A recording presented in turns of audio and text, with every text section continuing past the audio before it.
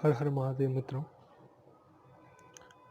मेरे पिछले YouTube video में मैंने कुछ साधकों के संबंध में कुछ बातें साझा की थी, जिसको सुनकर आपने भी जाना होगा कि वास्तव में नए साधकों के साथ ये सब घटनाएं घटित होती है और साधक भ्रमित होता है। और साथ ही मैंने नए साधकों के लिए कुछ दिशा निर्देश भी उस वीडियो में आपको बताए थे, जिसे समझकर या जिनका पालन करके साधक सिद्धि प्राप्ति के मार्ग में आगे बढ़ सकता है, अग्रसर हो सकता है। अभी काफ़ी समय से वीडियो बनाने की सोच रहा था, बनाकर पोस्ट करने के बारे में विचार कर ही रहा था, लेकिन समय नहीं निकाल पाया व्यस्तता के कारण। चूँकि 21 जून को सूर्य ग्रहण होने वाला है और मैं ये भी चाहता था कि इस सूर्य ग्रहण में कोई सिद्धि कर लूँ, जिसके लिए मुझे अपने इष्ट देव का आशीर्वाद प्राप्त कर लेना चाहिए। तो मैंने अपने इष्ट देव महादेव के जाप करने शुरू कर दिए थे और एक निश्चित जाप का संकल्प भी लिया था, और कल ही मैंने अपना संकल्प पूर्ण कर लिया था, वो भी निर्विघ्न। श्री गणपति भगवान की कृपा से निर्विघ्न मेरे जाप पूर्ण हो गए थे। तो आज का समय निकाल कर मैंने ये वीडियो बनाने के लिए सोचा। और अब बात करते हैं कुछ आगे होने वाले इस सूर्य ग्रहण के बारे में। तो नए साधक होंगे और इस विचार में होंगे कि इस सूर्य ग्रहण का हमें भी कुछ लाभ उठा लेना चाहिए। वैसे कई तरह के सूचनाओं के स्रोतों से पता चल चुका होगा कि ये ग्रहण जो हो रहा है वो थोड़ा हावी रहने वाला है, अलग अलग राशियों पर अलग अलग प्रभाव दिखाने वाला है। तो नए साधक के विचार में लगभग ये बात आई होगी कि हमें भी कुछ जाप कर लेने चाहिए। तो ये 3-4 घंटे का जो सूर्य ग्रहण होगा ये पूरे भारतवर्ष में रहेगा और लगभग 10 बजे से लेकर के दोपहर 3 बजे तक पूरे भारत में अलग अलग स्थानों पर अलग अलग समय के अनुसार ये चलेगा। और इसका पूर्ण प्रभाव 12 बजे के आसपास 12:02 पर पूर्ण प्रभाव में ये रहेगा। तो बात करते हैं वापस साधकों से। तो साधकों को लगता होगा कि मुझे कौन सी माला, कौन से मंत्र जाप करने चाहिए। तो मैं उन नए साधकों से या फिर जो साधक है इस मार्ग में, साधना मार्ग में, उनसे ये कहना चाहता हूँ कि इस वर्ष की जो परिस्थिति है उसके अनुसार हमें शारीरिक और आर्थिक स्थिति को मजबूत करने के लिए मंत्र शक्ति को चेतन किया जाना चाहिए। जिससे क्या होगा कि हमें इस शारीरिक रूप से मजबूती मिलेगी, आर्थिक रूप से मजबूती मिलेगी और इसमें रोगों से लड़ने की शक्ति प्राप्त होगी और हमारी अर्थव्यवस्था भी मजबूत होगी। साधकों के लिए बता देना चाहता हूँ कि अगर आप आसन लगाकर माला फेरने की सोच रहे हैं या फिर आसन से बैठ करके एक निश्चित संकल्प से आप जाप करना चाहते हैं, तो मैं आपको कहना चाहता हूँ कि सबसे सर्वोत्तम जाप में आप महामृत्युंजय का जाप कर सकते हैं। और मंत्र सुना ही होगा, कोई पूरा अलग नहीं लग रहा आपको, आपने कई बार सुना होगा, आपको आता ही होगा साधकों के बारे में। तो ये निश्चित होता है कि मृत्युंजय जाप तो सभी जानते होंगे, फिर भी मैं एक बार बोल देता हूँ। ओम त्र्यंबकम यजामहे सुगंधिम पुष्टिवर्धनम उर्वारुकमय बंधनात् मृत्युर्मोक्षे मामृतात्। यह महामृत्युंजय मंत्र है, जिसे बोलकर आप माला में जाप कर सकते हैं। और साधक है अपनी इच्छा शक्ति के अनुसार जाप करेंगे तो ये मंत्र ना बोलकर आप इस मंत्र के ही जो है एक छोटे रूप में भी बोल सकते हैं।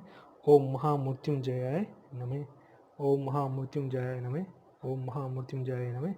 इस प्रकार के जाप करके भी महामृत्युंजय मंत्र की जो प्रभाव होता है, जो फल होता है, उस फल को आप प्राप्त कर सकते हैं। और इसमें आपका जो है वो सकारात्मक विचार होना ज़रूरी है, तो आप निश्चित रूप से अपनी साधना का पूर्ण 100% फल प्राप्त कर सकते हैं। और बाकी जो साधक साधना मार्ग में है वो अपने गुरु की आज्ञा का भी पालन करेंगे, अपने गुरु से भी मिलेंगे, गुरु से भी कुछ मंत्र के बारे में जानेंगे और लेंगे उनसे मंत्र। वो गुरु से इसी प्रकार की मंत्रणा करेंगे कि हमें इस ग्रहण काल में कौन से मंत्र का जाप करना है, या फिर वो अपनी एक विशेष डिमांड कह सकते हैं, डिमांड के अनुसार अपने गुरु से चर्चा करके वो अपना मंत्र लेंगे। तो वो गुरु शिष्य के बीच की वार्तालाप है, इसमें मुझे कुछ नहीं कहना, बस ध्यान में आया, दिमाग में बात आई तो मैंने यहाँ पे दोहरा दी। फिर ऐसे भी होता है कि ग्रहण प्रारंभ होने तक अपने को आसन पर बैठे रहना होता है, लेकिन कई बार स्थिति ऐसी हो जाती है कि हमें विश्रांति करने की ज़रूरत पड़ ही जाती है। तो जहाँ तक हो सके ये सूर्य ग्रहण लंबा चलने वाला है, तो इसमें विश्रांति करके ही बैठे ताकि बीच में आपको उठना ना पड़े।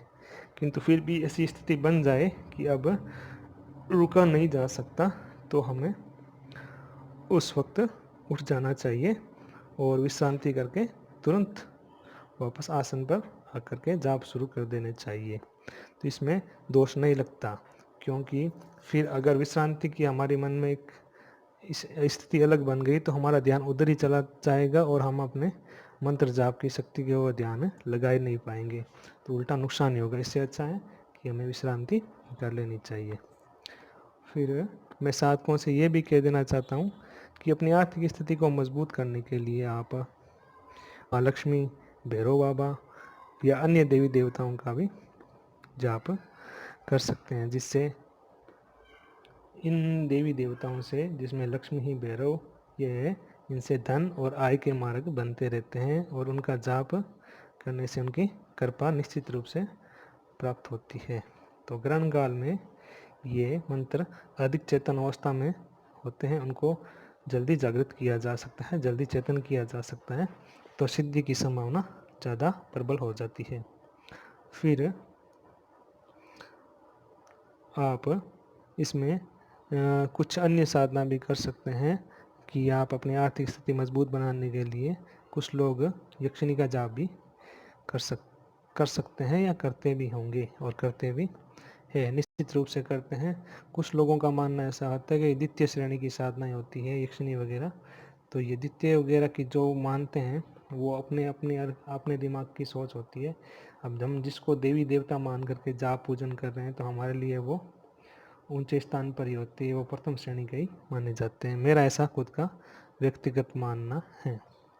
एक बात और कि ये जो सूर्य ग्रहण अमावस्या को होने वाला है, इसके ठीक 15 दिन बाद पूर्णिमा को श्रावण मास प्रारंभ हो जाएगा। तो श्रावण मास में ये पूरा मास महादेव का मास ही माना जाता है और श्रावण में ही यक्षिणियों की विशेष पूजा की शुरुआत की जाती है। तो अगर ग्रहण काल से ही यक्षिणी की साधना शुरू कर दी जाए तो आपकी जाप की संख्या वही निश्चित चलती रहेगी और आप महादेव की कृपा से, भगवान कुबेर की कृपा से यक्षिणी में आप सिद्धि प्राप्त कर सकोगे। अब आप यक्षिणी के विषय में बहुत सारे वीडियो देखेंगे आप लोगों ने, जो इस क्षेत्र में देखते हैं उनके सामने ऐसे भी कई यक्षिणियों की विशेष साधनाओं के वीडियो भी आते होंगे, तो वहाँ से आप जानकारी लेते ही होंगे। कुछ चीज़ें आप स्वयं बुद्धिजीवी है तो आपको पता होगा कि क्या क्या चीज़ कितनी काम की हो रही है, तो वो अपने हिसाब से कर देवे। उसके अलावा यक्षिणी जाप के संबंध में आप मुझसे व्यक्तिगत भी कमेंट के माध्यम से या फिर संपर्क करके पूछताछ कर सकते हैं। निश्चित रूप से मैं अपनी सामर्थ्यता के अनुसार आपका मार्गदर्शन कह सकते हैं या फिर आपकी सहायता करने का पूरा प्रयास करूँगा। फिर आप मंत्र की बात करते हैं तो मंत्र आप कहीं से भी प्राप्त करते हैं, किसी गुरु से, किसी साधक से, किसी ज्ञानी पुरुष से, या फिर जिसके प्रति आपकी श्रद्धा भाव हो, या फिर किसी पुस्तक से ही आपने वो मंत्र क्यों न लिया है, तो उसको चेतन अवस्था में किस प्रकार लाना होगा उसके बारे में भी मैं आपको सहायता प्रदान करने का पूरा प्रयास करूँगा। तो नए जो साधक हैं वो उनकी सहायता करने में मुझे अति प्रसन्नता होगी। इसके अलावा आप ग्रहण में कोई विशेष साधना या जाप के बारे में करने का सोच रहे हैं, मुझसे पूछना चाहते हैं, तो आप कमेंट बॉक्स में अपनी चर्चा कर सकते हैं और मुझसे व्यक्तिगत भी पूछ सकते हैं। और अब बात कर लेते हैं ग्रहण की जानकारी के बारे में। तो ये जो सूर्य ग्रहण है, ये दिनांक 21 जून रविवार को खंडग्रास सूर्य ग्रहण होगा, जो कि संपूर्ण भारतवर्ष में दिखेगा। अतः इस ग्रहण काल में कुछ नियम पालन की भी आवश्यकताएं होनी जरूरी है। बात कर लेते हैं ग्रहण का स्पर्श और मोक्ष की। तो वैसे तो पूरे भारतवर्ष में 10 बजे के आसपास से लेकर के 3 बजे तक ही अलग अलग स्थानों पर, अलग अलग क्षेत्रों पर समय के अनुसार दिखेगा, किंतु ये पूर्ण प्रभाव में 12 बजे के आसपास होगा। और जैसा कि सुबह ग्रहण का स्पर्श जो है प्रारंभ होगा, लगना लगेगा, वो सुबह 10:09 पर होगा और जो 1:43 तक इसका मोक्ष होगा, यानी कि स्पर्श के बाद ये खत्म होगा। और इसमें बात कर लेते हैं सूतक की। तो जैसा कि इसके बारे में कहा जाता है कि ग्रहण के समय से 12 घंटे पूर्व ही सूतक लग जाया करता है। तो ये जो 21 जून को सवेरे 10 बजे के आसपास ग्रहण शुरू हो रहा है, वो 20 जून को रात्रि को, शनिवार की रात्रि को, रात को 10:09 पर ये सूतक प्रारंभ हो जाएगा। तो ये ग्रहण के बारे में कुछ जानकारी थी। बाकी आप अलग अलग क्षेत्रों से रहने वाले हो, तो अलग अलग क्षेत्रों में समय का आप मिलान कर लेना और वो आपको पूर्ण जानकारी प्राप्त हो जाएगी। आगे बस नए साधकों और साधकों के लिए मैं ये कहना चाहता हूँ कि आप साधना मार्ग में जमे रहें और महादेव की कृपा आप पे बनी रहे, आप अलग अलग सिद्धियों के स्वामी बने, यही मेरी मनोकामना। हर हर महादेव।